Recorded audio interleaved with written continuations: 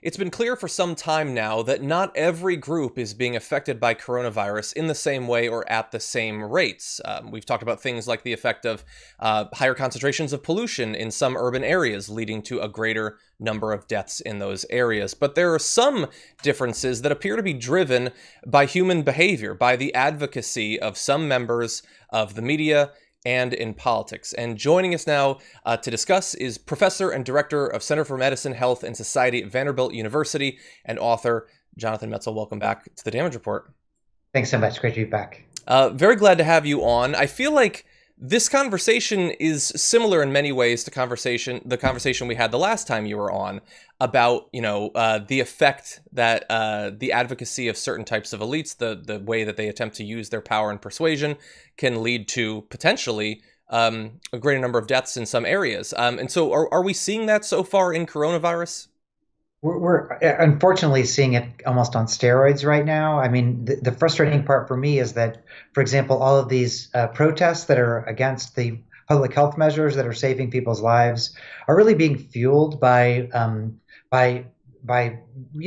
wealthy corporations and donors. And Washington Post had a great article about that today. And in a way, the frustrating part is that these aren't even views that are shared by a majority of people in red states. So these ideas that people need to get out and protest against public health measures that are saving their lives, really, it's a form of kind of manipulation in a way. And they're using a lot of the same triggers that I studied in my book, Dying of Whiteness, which is playing to people's fears of government intrusion, or the idea that, immigrants or minorities are behaving badly, or that this is just a particular illness that just affects minorities. And so in a way, a lot of the same themes that I saw in my research are now being used to manipulate people, honestly, to these really, really terrifying rallies. And I'm quite frightened for what's going to happen after this. Yeah, it really does seem like this is a combination of so many different elements of the movement, that you have some people who are talked to at these protests who seem to believe that for religious reasons they will be immune to the coronavirus. Some are coming out to protect their Second Amendment rights that they have been convinced are under assault. Some seem to just be indicating solidarity with the Republican Party or with Donald Trump. It seems like different people are being driven for different reasons to participate in this. And I'm curious, based on your prior research, does this open up any opportunities perhaps for reasonable people to break through? Like, is there any way that we can communicate with these people to try to, like, not to put too fine a point on it, to save their lives? Well, I think it's very important to note. I mean, right now, many of us are stuck at home.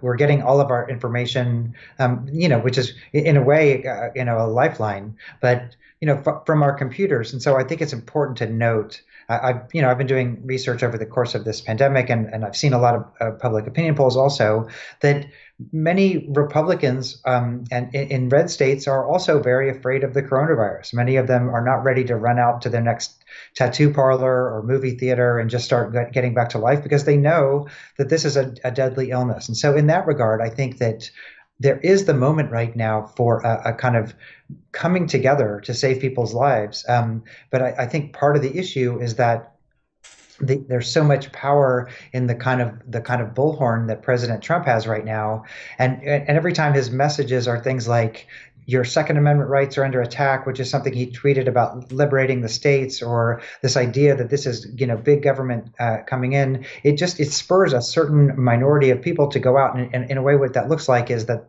those people represent all people in red states, and that's not the case.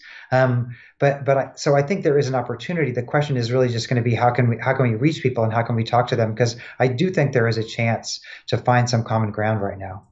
It's interesting because I know that in the past you've talked about, for instance, the way that the Republican Party will push an economic agenda that will be supported by its base, even though it, demonstrably is harming them. And you can see that in other areas as well.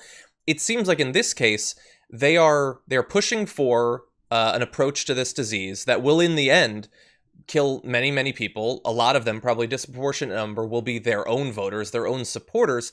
In the past, in the economic area, they don't seem to really be hurt by the fact that they time and time again hurt their own voters with their policies. Do you think that this might be different, that there might be an electoral cost that they will have to pay if what they're advocating for right now leads to potentially tens or hundreds of thousands of additional casualties, many of which might be their own people? Well, the narrative scripts are so powerful that they're calling on this idea of and kind of anti-government message, this idea of it's kind of an anti-immigrant, pro-Second Amendment message, and in a way, it's very hard if they're cornering the market on that narrative. It's very hard just to honestly to get airspace for any other kind of narrative. I know in Tennessee, where I live, I have many friends who are libertarian, who are Republican, who are gun owners, who are appalled by what's happening. Not just about people protesting against the stay-at-home orders, but also, people with no history of any gun training or gun ownership rushing out to buy a bunch of guns and having them in their homes when their kids are being homeschooled, not knowing about safe storage practices. So there's, people in red states who are pushing for Medicaid expansion, which would dramatically help the economic outlook as well as the medical outlook. So I think there are people who are disaffected, but right now, the airspace is so taken up by these scripts, these kind of anti-government, anti-immigrant, I'm going to defend your gun rights kind of scripts, that I think it's incumbent on people to think about other ways to make connections that might create other avenues for conversation. So, I think the other point to remember about this is that in this virus, we're all equally vulnerable. Like, creating networks is in all of our interest. And one thing to think about, for example, is what would red states look like right now if people in New York and Los Angeles hadn't taken this very seriously and hadn't done their own stay-at-home orders? Red states would be devastated right now, and we wouldn't even be having this conversation. So the only reason red states are having this conversation is because of the responsible ways that many people on the coast acted. And so I think that there are so many examples right now of the importance that we're all connected. But again, I think that message is being co-opted by some very powerful interests. And so it's really incumbent on us to think about what are other ways that we can reach across the divide right now. I think that is a great point. And I'm glad that you made the point about effectively the cities locking down so early on has helped to limit, even though many of the people living in those other states that have been relatively spared by this have been incredibly critical of places like, California and New York. You bring up a great point there.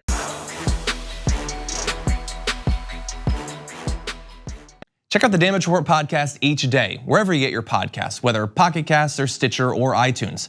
You can join me as I give you the news and stories you want, with a range of co-hosts and interview guests jumping in on the fun each day. Again, that's the Damage Report, wherever you get your podcasts. And if you get them at iTunes, don't forget to rate and review. Sometimes I'll read them live on the show.